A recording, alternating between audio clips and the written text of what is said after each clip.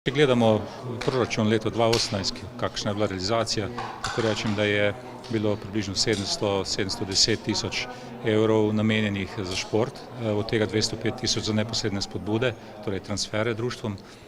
Če pa v to, se pravi, dodatno sodi še recimo subvencije oziroma najemnine športnih dvoran, ki jih občina plačuje, in pa seveda nove investicije, ki so tudi znašale nekje okrog 310 tisoč evrov v lanskem letu.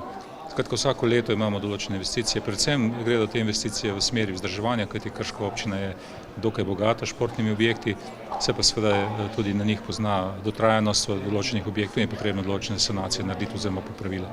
Tako da nekih izrazitih novih investicij sicer nimamo, vendar je pa kar dosti denarja potrebnih za to, da objekte vzdržujemo.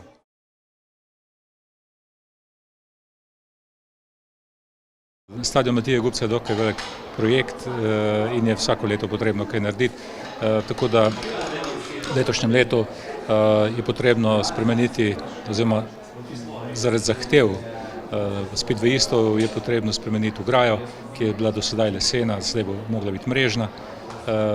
Prejšnjo leto smo kupili blazine varnostne, dogradili nekaj na tribuni in tako dalje. Skratka, je vedno potrebno tako velikem objektu kakšna dela opraviti, zato da je objekt boljši in pa seveda sodobni in skladen s časom.